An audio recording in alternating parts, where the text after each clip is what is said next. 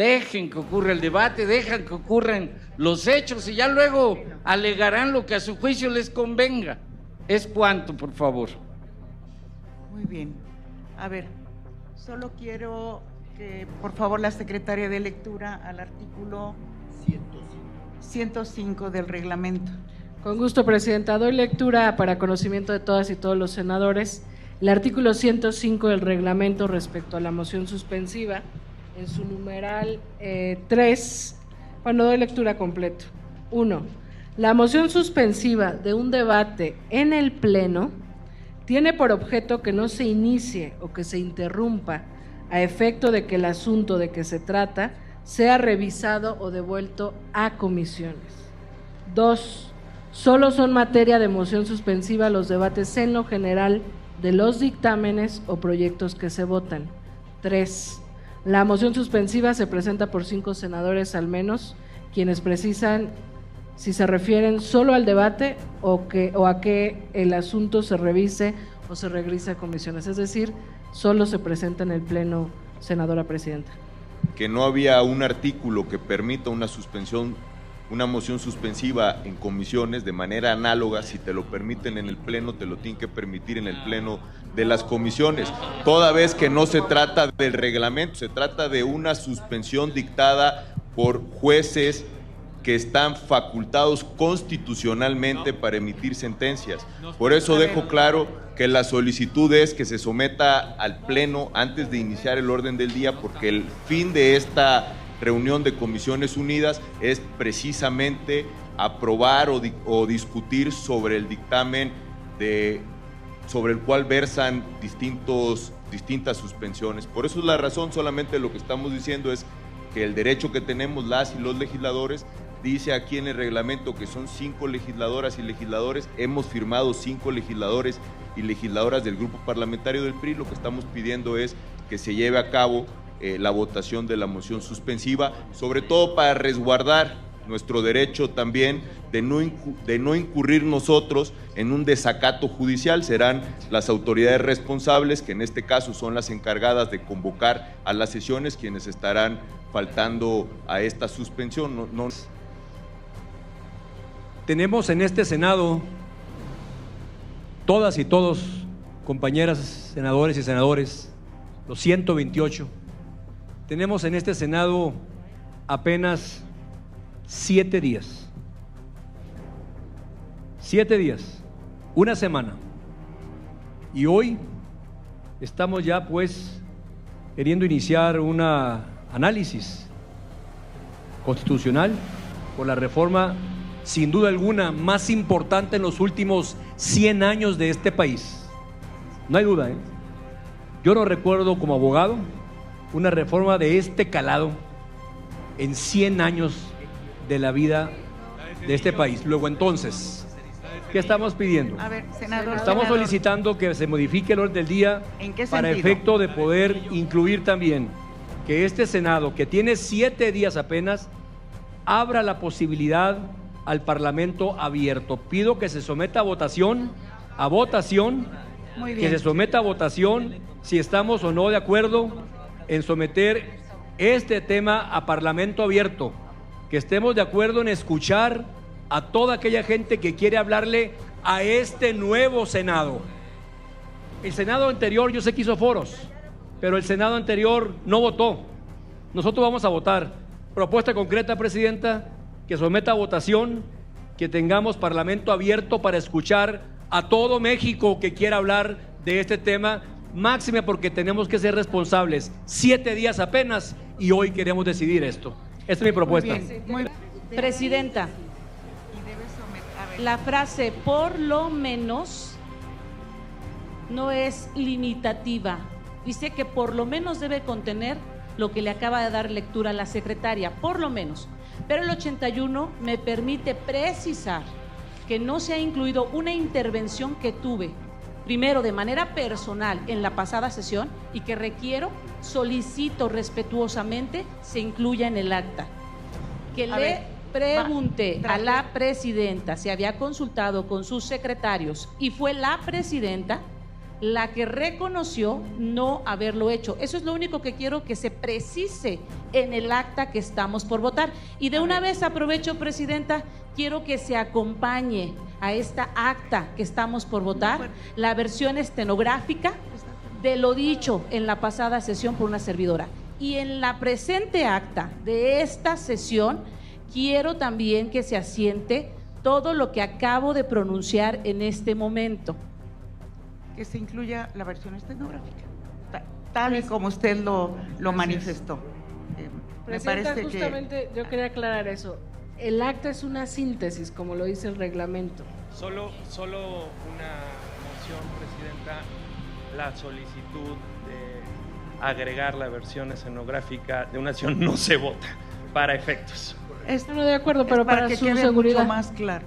En virtud del contenido del acuerdo aprobado por las juntas directivas en términos del reglamento del Senado de la República, el desarrollo de los trabajos de esta reunión de las Comisiones Unidas de Puntos Constitucionales y de Estudios Legislativos para la discusión del dictamen a la minuta con proyecto de decreto porque se reforman, adicionan y derogan diversas disposiciones de la Constitución Política de los Estados Unidos Mexicanos en materia de reforma del Poder Judicial.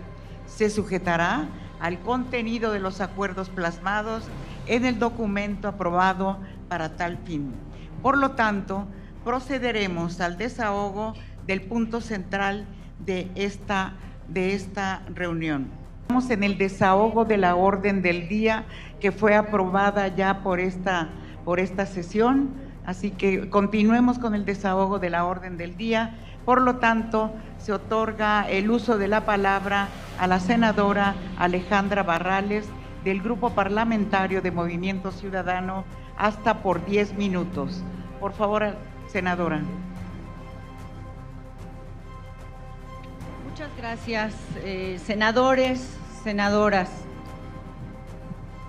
No obstante a que todos conocemos, todos sabemos con claridad que las prioridades de los ciudadanos en este país hoy están centrados en la problemática de inseguridad o deseguridad, homicidios, feminicidios, desapariciones, madres buscadoras y toda esta problemática que día con día escuchamos.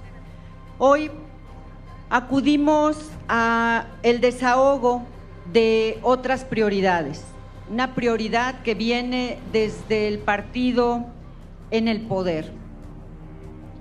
Y se nos hace llegar una propuesta de dictamen que no solo no resuelve los problemas de justicia en nuestro país, sino que por el contrario, más allá, vulnera nuestro Estado de Derecho.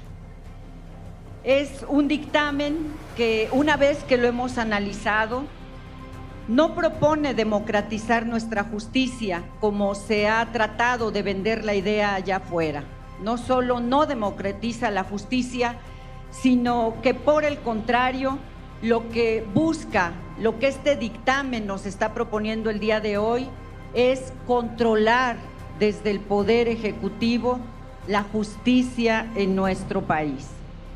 Y una vez que nos hemos dado a la tarea de leer y analizar con atención esta propuesta de dictamen, en respeto al tiempo de todos los que estamos aquí presentes, yo quiero solamente referirme a 3 ejes fundamentales que, bajo nuestra opinión, está afectando directamente esta propuesta de dictamen.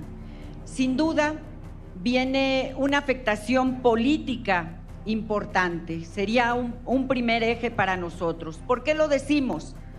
Porque en todos los planteamientos que se hacen desde este dictamen, se propone trastocar a uno de los 3 poderes en los que está basada nuestra democracia. Hoy, este dictamen rompe con el carácter predominantemente técnico que debe de garantizar el Poder Judicial en nuestro país. Y lo decimos porque lo que se busca de fondo es cambiar la técnica que debe caracterizar a los jueces por la búsqueda de la popularidad. Y nos parece inconcebible esta propuesta porque, insisto, rompe ese carácter técnico que debe embestir al Poder Judicial en nuestro país. Decimos que tiene esta afectación política porque lo que nosotros vemos de fondo es que hoy, con este dictamen, con esta propuesta de dictamen, se está convocando a que dos poderes de la Unión, el Poder Ejecutivo y el Poder Legislativo, nos unamos para someter a un tercer poder, nos unamos para someter al Poder Judicial de nuestro país.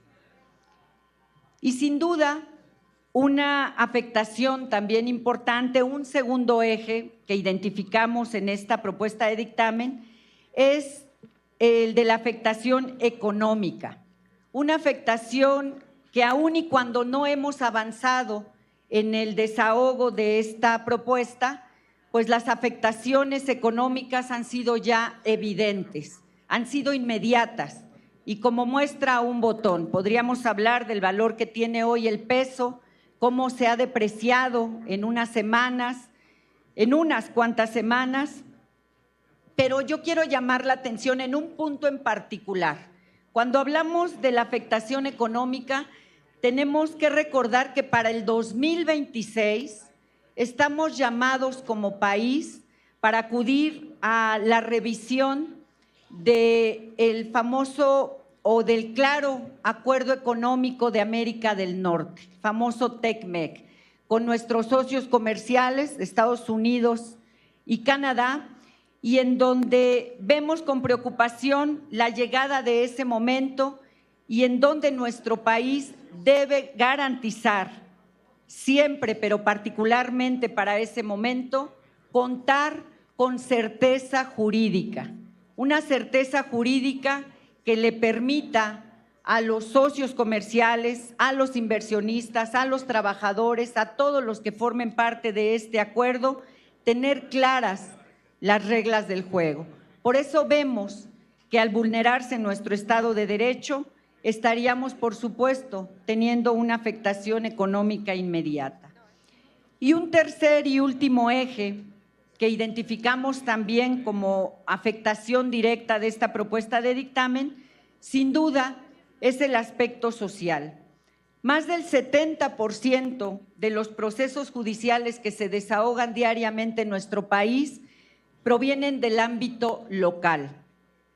Nos referimos a todos estos temas del día con día de los mexicanos, tutelas, pensiones, alimentos, todos estos temas que los ciudadanos buscan desahogar, buscan atender desde el Poder Judicial y que sin duda se van a ver trastocados cuando nosotros estamos planteando o cuando se pretende plantear en esta propuesta de dictamen, insisto, que los jueces se pongan al servicio de los votos y de los aplausos y dejen atrás el carácter predominantemente técnico que les debe de caracterizar. Por eso lo vemos con preocupación.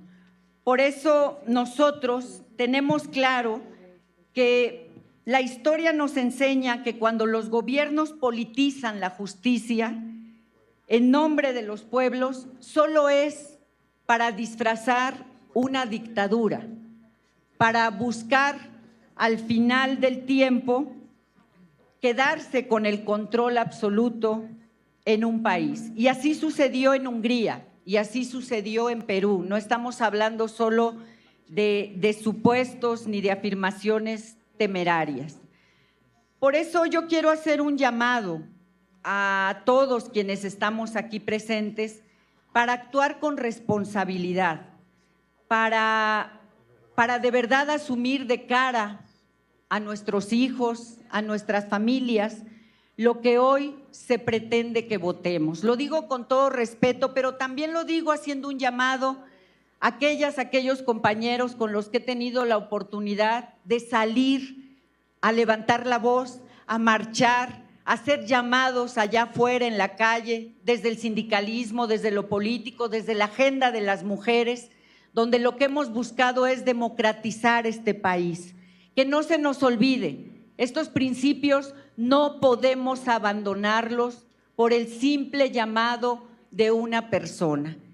Y lo digo también de manera respetuosa, porque sé que la mayoría ya tomó una decisión.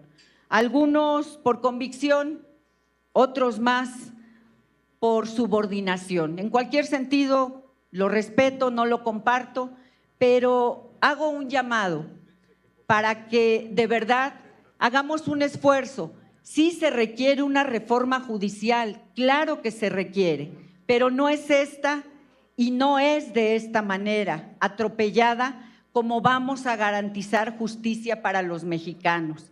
Abramos el espacio para escuchar a los especialistas, a los académicos, a los trabajadores, a los jóvenes estudiantes y entremos al debate. Que se remueva de sus cargos a quien se tenga que remover, pero una vez que se haya hecho ese análisis responsable, detallado, que nos permita que hoy esto no parezca un atropello.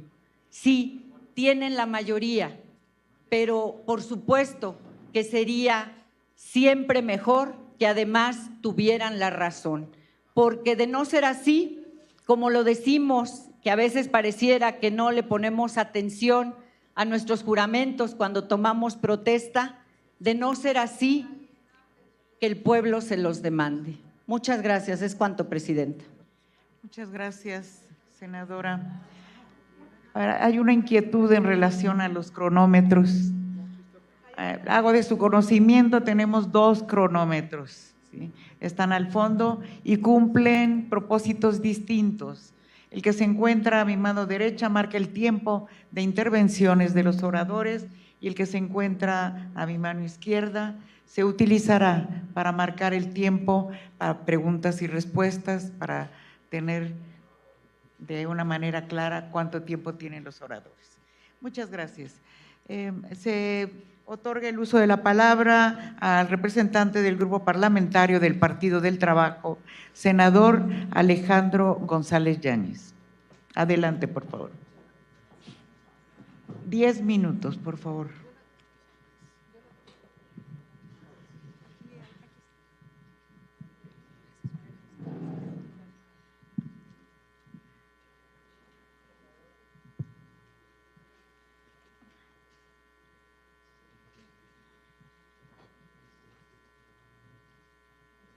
Con la venia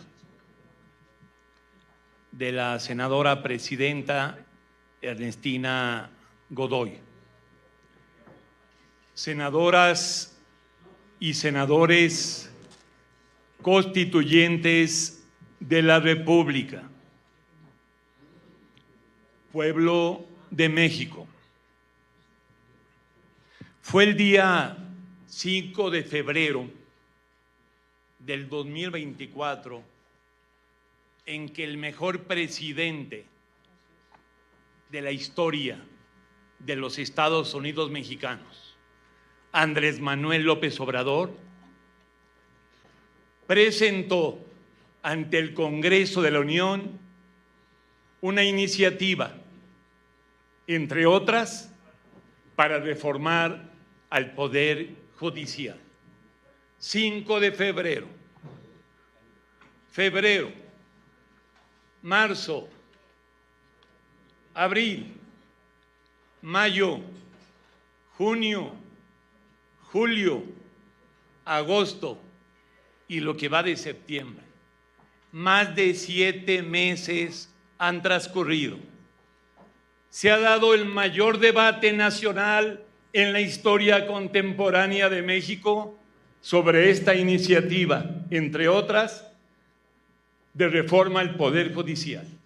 Se han escuchado todas las voces, en todos los lugares de la patria, en todos los foros, en todos los tonos, en lo legal, en lo político, en lo teórico, en lo histórico. Jamás se había discutido tanto una iniciativa. Prácticamente se ha convertido en un plebiscito en un referéndum. Y ahora podemos decir con orgullo que las senadoras y los senadores no solo vamos a decidir con nuestra propia conciencia, sino siendo la voz de la mayoría nacional.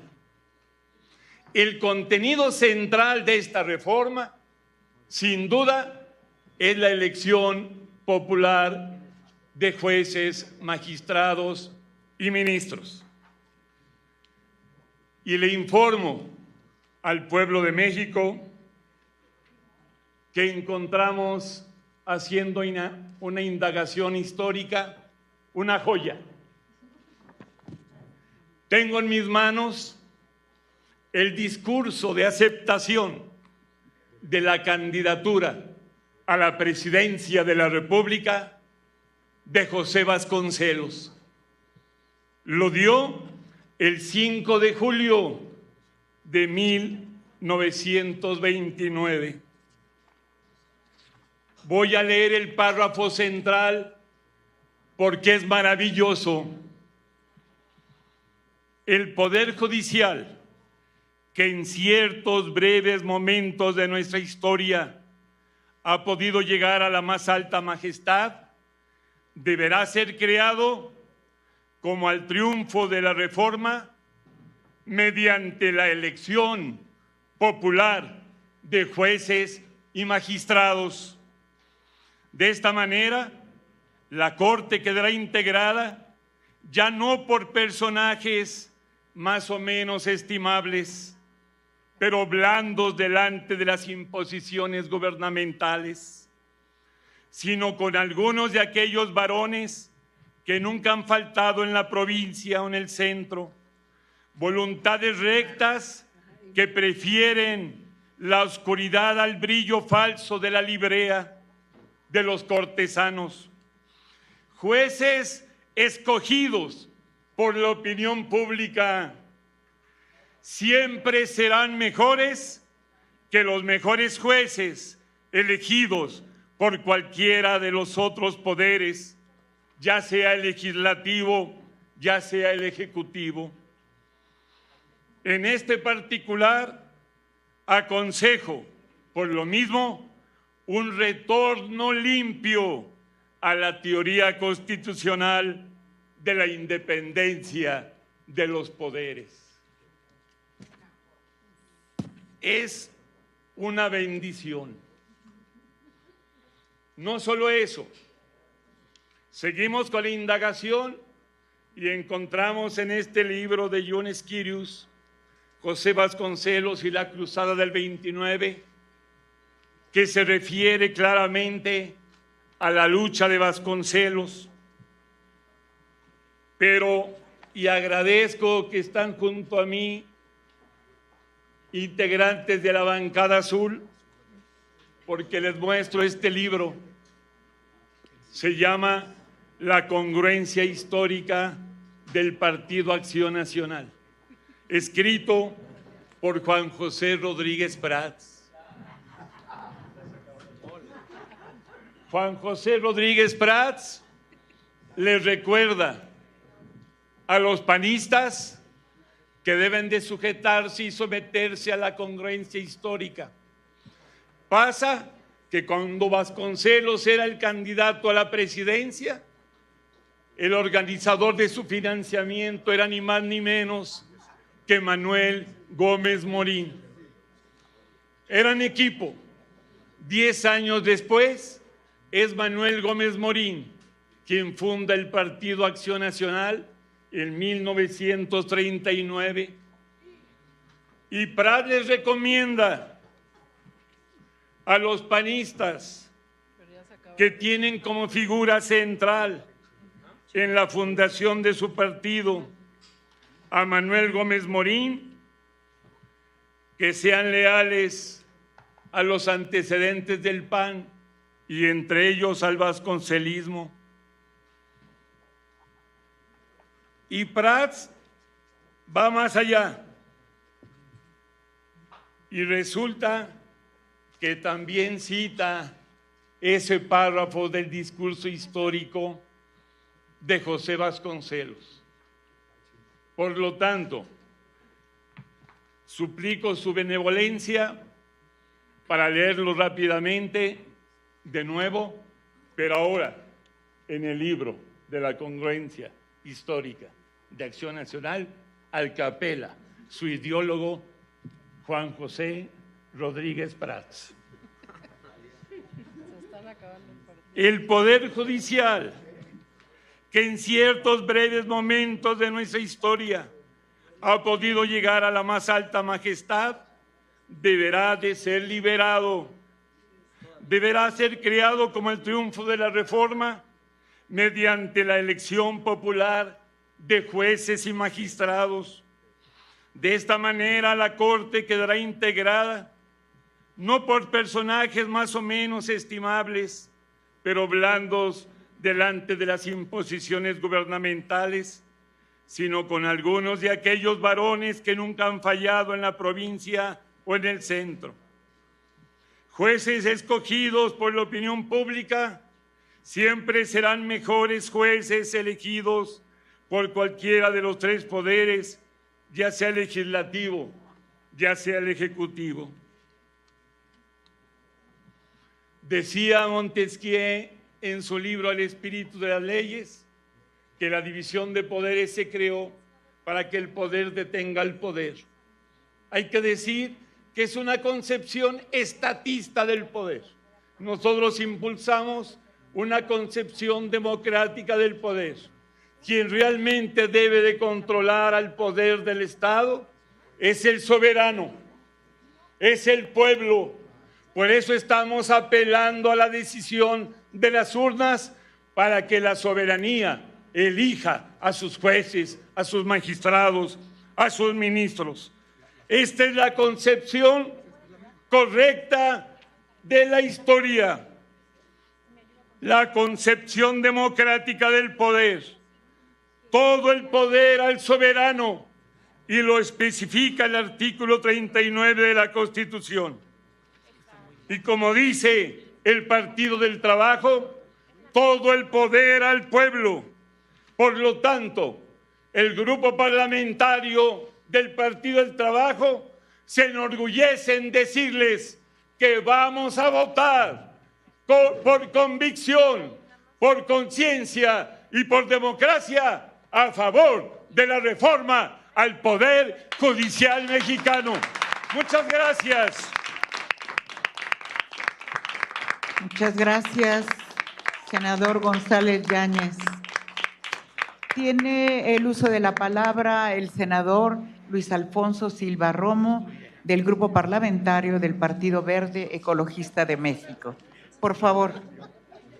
Muchas gracias, presidenta. Con la 10 venia, minutos. hasta por 10 minutos.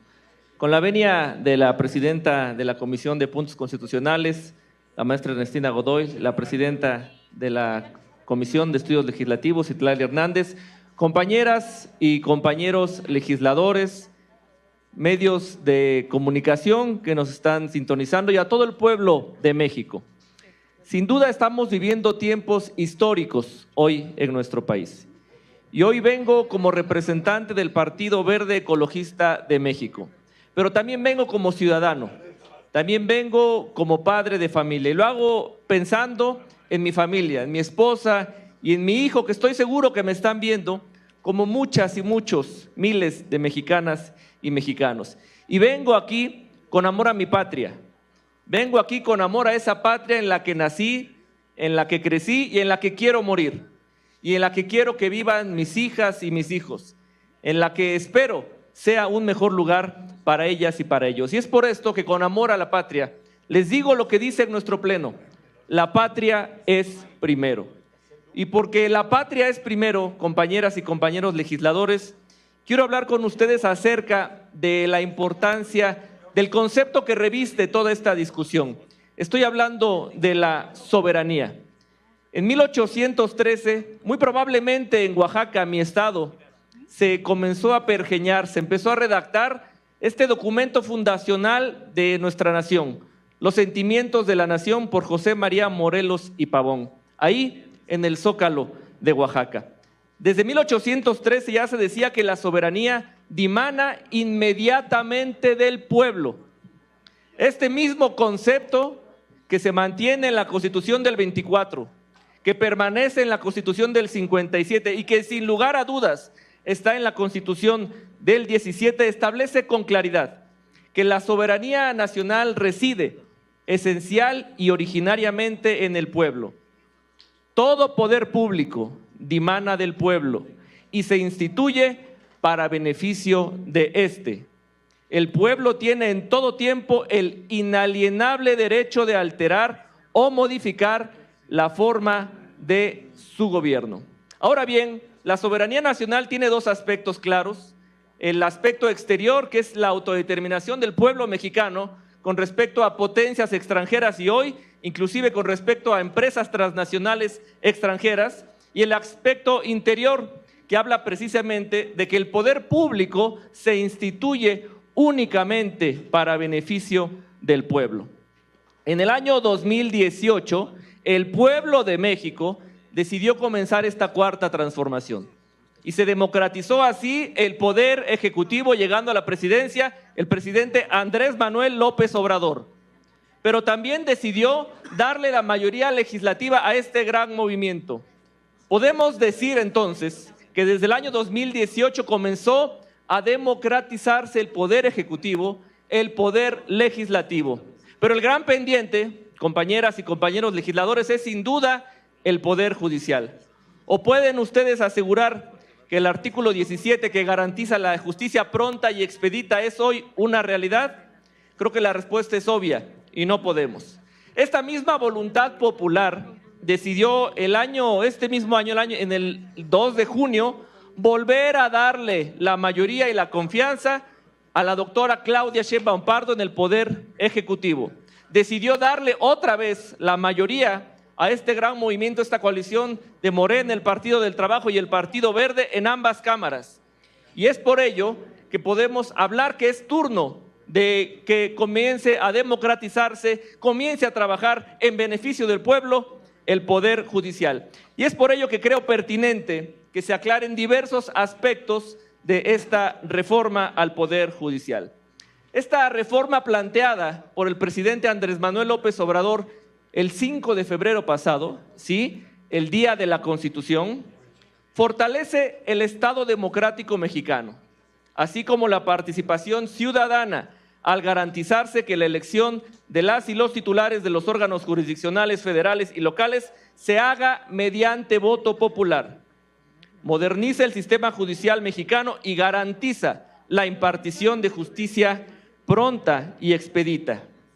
Combate a la corrupción, impunidad, nepotismo y negligencia del Poder Judicial. Asegura la adecuada profesionalización, capacitación, formación y desempeño de las autoridades judiciales a fin de garantizar el derecho de acceso a la justicia a las y a los mexicanos. Evita el dispendio de recursos públicos asignados al Poder Judicial y prevé su administración bajo criterios de austeridad y responsabilidad.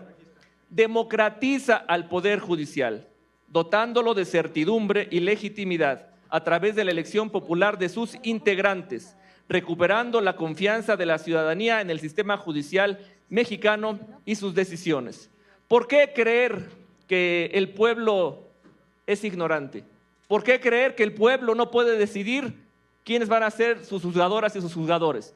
Si el pueblo ya eligió, y ahora por 2 ocasiones, a titulares del Poder Ejecutivo, soberanistas, titulares del Poder Ejecutivo que van a trabajar por el bien del pueblo, si el pueblo ya eligió en estas 2 legislaturas representantes que están cambiando, ¿por qué creer que no pueden elegir a juezas y a jueces?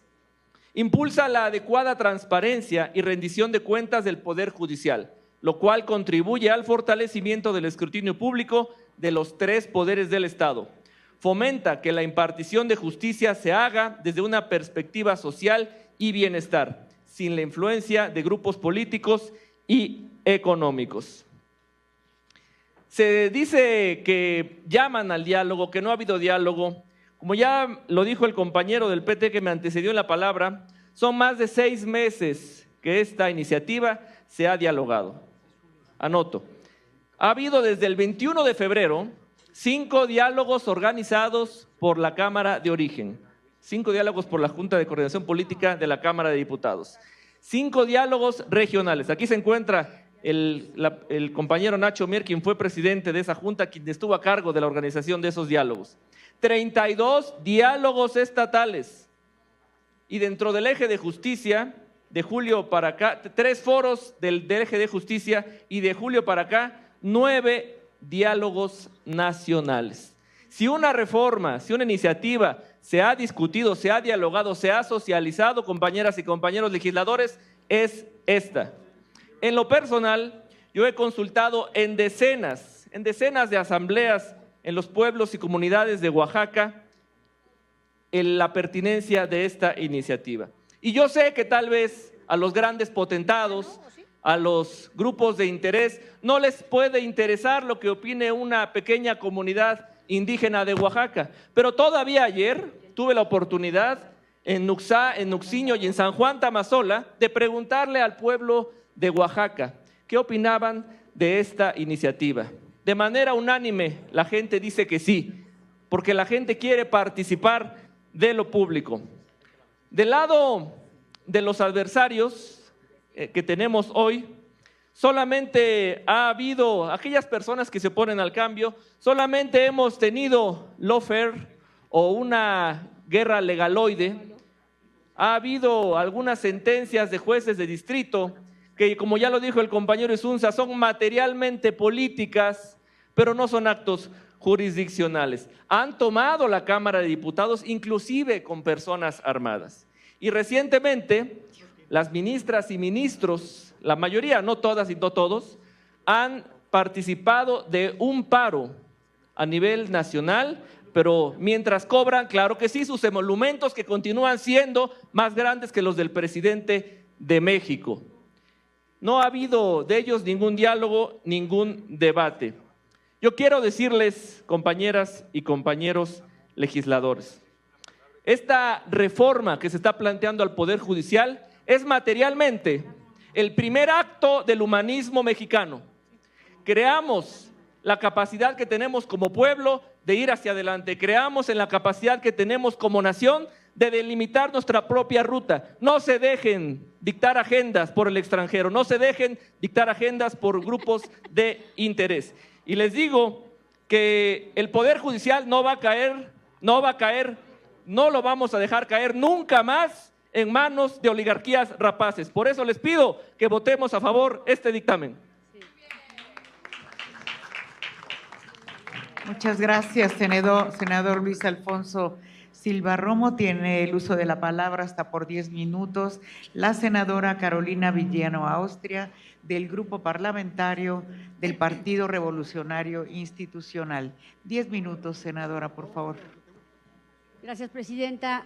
Compañeros y compañeras senadoras, todos queremos un país más justo, con paz, seguridad física, patrimonial y legal, con mejores órganos de procuración e impartición de justicia, con bienestar individual y colectiva. Sin embargo, la iniciativa presidencial se encuentra muy lejos de eso. Les reitero que el voto de las y los senadores de mi partido será en contra de tan lamentable minuta. Varias son las causas que motivan nuestra trascendental postura y les pido a los legisladores del bloque oficial los valoren con objetividad. Nuestros argumentos son producto del amor a México, la reflexión jurídica, el respeto a quienes integran la judicatura mexicana y el conocimiento en la materia.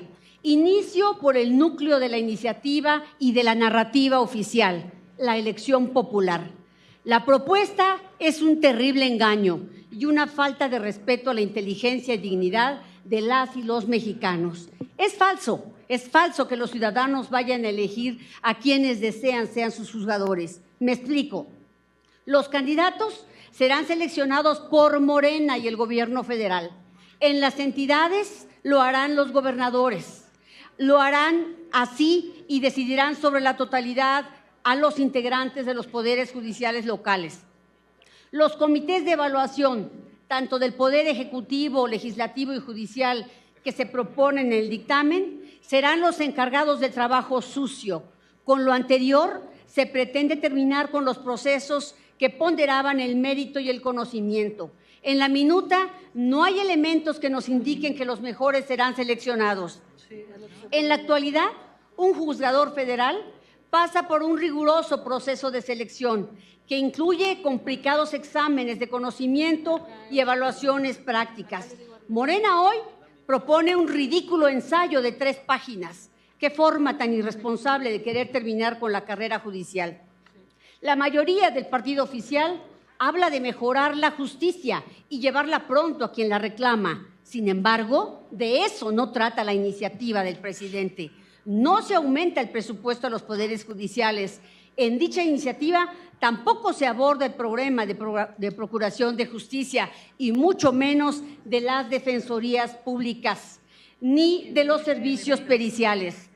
México es un país que tiene pocos jueces, 4 por cada 100,000 habitantes, mientras países como Grecia, por ejemplo, llega a los 40 por la misma proporción de personas. Y una nación desarrollada ronda en los 20. Este argumento por sí solo demuestra que no hay voluntad de mejorar y corregir el problema más importante. Para lograr el sometimiento del Poder Judicial, Morena desempolvó una institución conservadora y regresiva, represiva, de aquella legislación que a propuesta de Antonio López de Santana se votó en 1843. Se recuperó el Tribunal de Disciplina, una verdadera inquisición civil. Es creíble que quienes invocan el legado de Juárez se auxilien de las peores prácticas del siglo XIX. Por otra parte, ya se dieron cuenta, compañeros y compañeras de la mayoría, que la votación que proponen es absolutamente imposible, que un ciudadano va a recibir entre 21 y 25 boletas y tendrá que anotar hasta casi 500 nombres seleccionados de una lista de al menos de 5,000 candidatos y candidatas. Señora Presidenta, la invito a que realicemos un simulacro de votación. Hagámoslo para evitar el mayor de los ridículos y que ustedes pasen a la historia como cándidos o ignorantes, o las dos cosas. La iniciativa es de enorme riesgo. Morena ha decidido convertir a México en un conejillo de experimentos. Lo que se propone no tiene ningún referente en el mundo. Las analogías que han hecho con Bolivia y Estados Unidos no existen. El primer país es unitario y nosotros somos un país federal.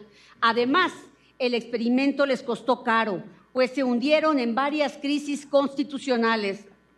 En cuanto a los americanos, las Cortes Federales son seleccionadas por el presidente y el Senado. Si bien es cierto que algunas entidades del país vecino seleccionan con voto popular a algunos jueces, no podemos comparar nuestros sistemas jurídicos por ser en su naturaleza absolutamente distintos. Lo mismo sucede con la formación de los abogados y su práctica profesional. Por otro lado, en esas entidades se ha descubierto la intervención de los poderes fácticos en la selección de los jueces. Y como señaló la misma ministra Loretta Ortiz en una entrevista, en la Unión Americana los juzgadores caen en la tentación de resolver en favor de lo popular y no de lo correcto en términos de justicia. Con preocupación percibimos la intención de Morena por desmantelar el sistema de protección de derechos humanos. Al partido oficial le estorba la presunción de inocencia, el garantismo, las resoluciones internacionales, el control de convencionalidad, el control difuso, el amparo y el debido proceso. La iniciativa viene acompañada de una narrativa de odio y argumentos falaces. Para atacar a la Corte se usan ejemplos sin contexto, descalificaciones personales, falsas analogías, inexactitudes jurídicas y aseveraciones de mala fe. Nunca se ponen en la mesa las grandes sentencias de la Corte, con las cuales se reconocieron derechos políticos, sociales, laborales, de género, igualdad, especialmente de las minorías. Es evidente que Morena continúa en su afán de desmontar el Estado federal.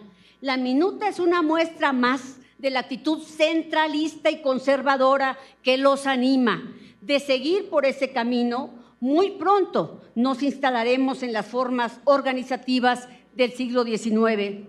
La minuta es deficiente, no solo por su diseño, también por su distorsión, por la narrativa que se difunde, por las formalidades que demanda su importancia y hasta por sus errores gramaticales. La improvisación es de tal magnitud que no hay propuestas de leyes secundarias y que muchos dispositivos de carácter reglamentario se pretende llevar al texto constitucional. Para agravar la situación, el impacto presupuestal que se ordenó en la colegisladora y que se anexa a la minuta es de tal deficiencia que parece una mala broma. Los mecanismos que se proponen para la selección de juzgadores dejan abierta la posibilidad para la intervención de los poderes fácticos, actores políticos, los grandes despachos, los partidos políticos, los oligarcas, los narcotraficantes y la delincuencia en general. Como ya lo señalé, la reforma no es democrática ni popular y quienes más la van a padecer son los pobres y las minorías.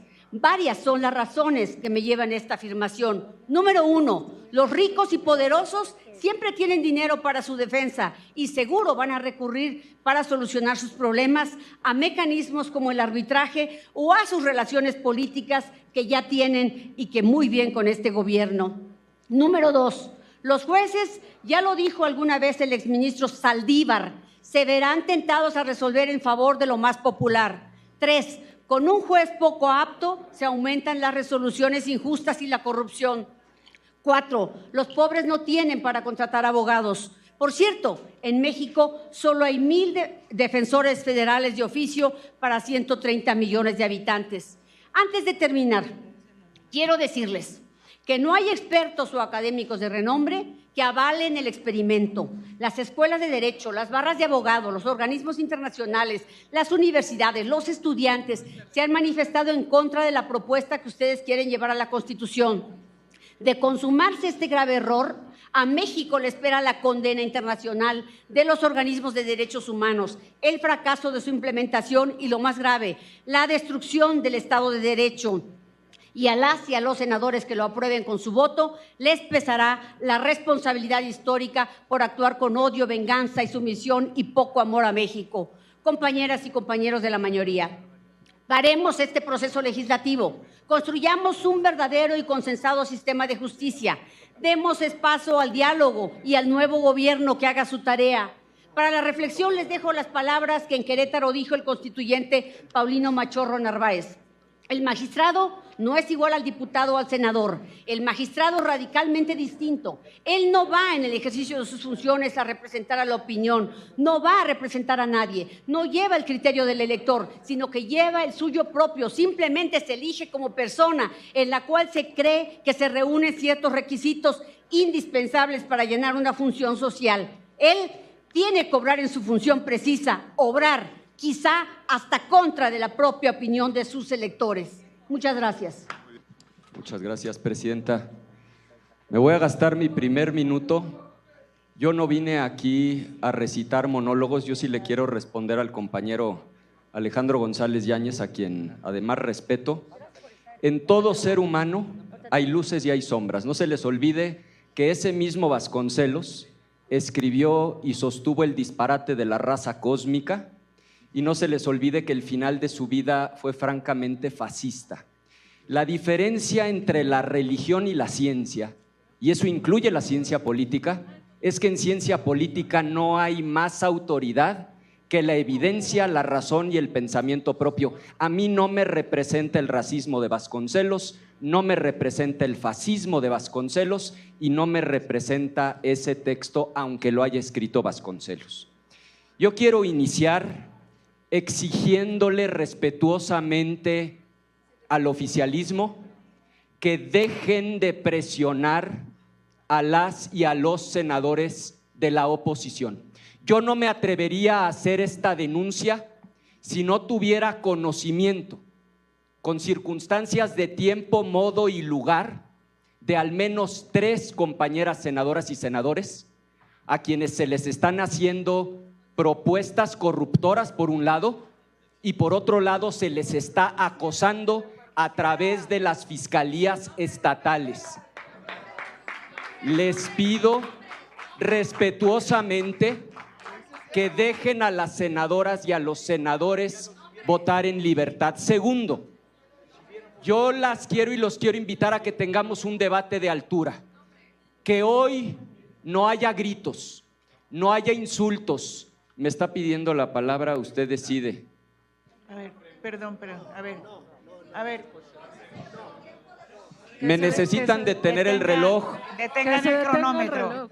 A ver, le ruego, han terminado sus posicionamientos. Senador Huerta. A ver. Si me lo consulta la mesa, yo voy a aceptar la pregunta del senador Huerta porque a eso venimos. A ver, senador Huerta, todos han concluido su posicionamiento. Les pido, por favor, terminemos con posicionamientos y entramos en la segunda ronda donde les voy a permitir que hagan preguntas. Por favor, dejemos que termine el posicionamiento. No admito la pregunta yo. Sí, por favor. Me quitaron 30 segundos mientras discutíamos esto y yo sí pediría que quede constancia que yo sí acepto la pregunta del senador Huerta porque aquí venimos a dialogar y a debatir, no a que cada quien lea el discurso que trae impreso. Pero como no tengo yo la autoridad, acato lo que ha definido la presidenta. Segundo, continúe el cronómetro, por favor. Les pido que tengamos un debate de altura, que no haya gritos, que no haya descalificaciones, que no haya insultos, que discutamos ideas y discutamos conceptos con civilidad. Yo coincido en que hace falta una reforma profunda al sistema de justicia en México. En México se cometen al año entre 27 y 30 millones de delitos. Mujeres violadas, acosadas, migrantes traficados, personas a las que les roban en su casa, en la vía pública. Y de todos esos delitos, lo sabemos quienes estamos aquí, de cada 100 delincuentes, ¿a cuántos se castiga? A 1. ¿Quién en su sano juicio se puede oponer a una profunda reforma en materia de justicia en nuestro país? Y hay algunos miembros de la oposición, no en mi partido, algunos críticos que se han molestado conmigo porque sostengo que muchos críticos mordieron el anzuelo que les aventaron desde Palacio Nacional en la mañanera. Porque el debate que se planteó en la mañanera es un debate binario, falso. ¿Estás a favor de que participe el pueblo o estás en contra de que participe el pueblo? Claro que hace falta más participación ciudadana, claro que hace falta más pueblo en materia de justicia y en materia de impartición de justicia, y haré una propuesta concreta. Pero si en lugar de informarte a través de la mañanera, lees el dictamen, las 414 páginas o por lo menos las 40 del texto que pretenden poner en la Constitución, saltan a la vista 3 trampas, 3 engaños que ojalá podamos hoy discutir y debatir. Primera trampa y primer engaño. Le dicen a la gente que va a poder votar de manera libre y directa y secreta para escoger a jueces, a magistrados.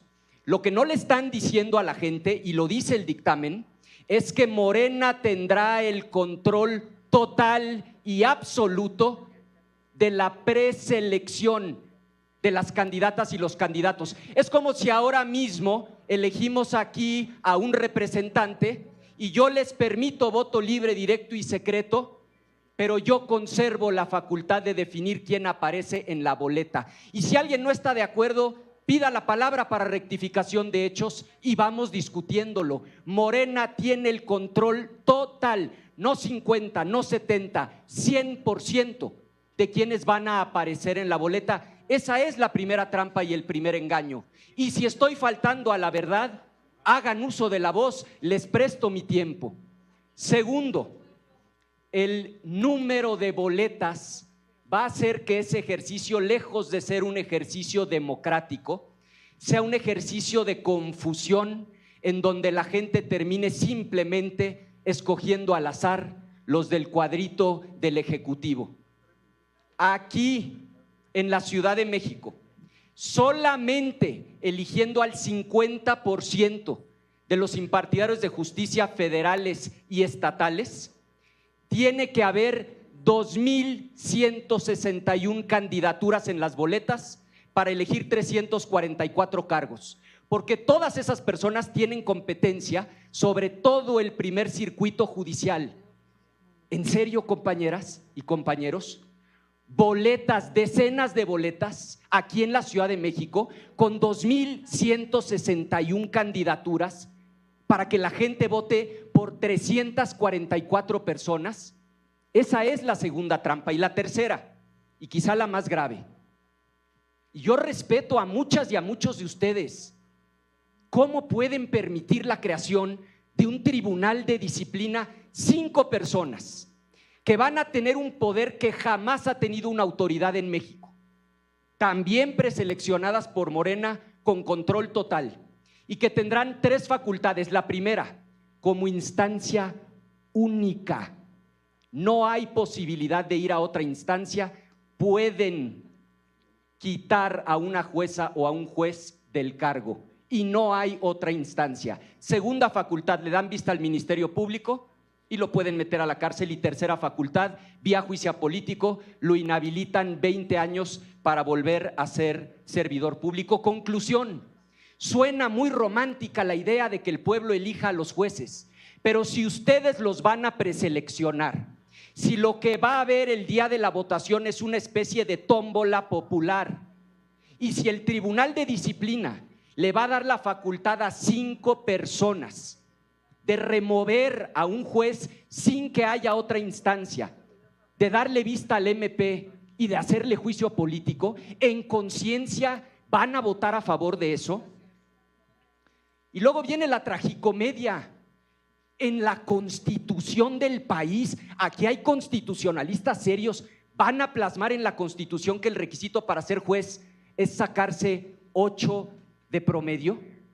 8 de promedio en la Constitución, compañeros. Van a poner en la Constitución que el que quiera ser juez tiene que traer una carta de la vecina. Lo dice el dictamen. ¿En serio? Van a poner en la Constitución que el que traiga la boleta con 8 y la carta de la vecina va a la tómbola. ¿En serio, en la Constitución? Y luego lo preocupante, yo no veo controles serios para evitar la intromisión del dinero, de los poderes fácticos y del crimen organizado. Y termino como empecé. Yo sí quiero más participación de la gente. Yo sí quiero más participación del pueblo en materia de impartición de justicia. ¿Por qué nada más cada 6, cada 9 y cada 12 años? En un modelo de elección lleno de trampas y engaños. El modelo que sí funciona, y le hablo al presidente de la Comisión de Justicia, y funciona bien en muchas partes del mundo, es el modelo de los jurados ciudadanos. Está el caso de Norteamérica, Estados Unidos, Canadá, pero también de América Latina, el caso de Brasil y Argentina, en Asia, Corea del Sur, Japón, en Europa, España, Francia, Alemania y Dinamarca, que tanto les gusta citar. Y justamente el que a mi juicio es el mejor modelo, existe en Dinamarca. Jurados ciudadanos que no son convocados a votar cada 6, 9 o 12 años, que participan todos los días en la emisión de los fallos. Jurados mixtos es el modelo de Dinamarca, en donde coexiste el ciudadano común que aporta la perspectiva del día cotidiano y por otro lado, juristas, técnicos, especialistas para construir veredictos sólidos. Yo tengo la esperanza de que ninguna y ninguno de los 43 se doble ni se venda, que logremos detener este despropósito y nos pongamos de inmediato a trabajar en una auténtica reforma a la justicia mexicana. Muchas gracias.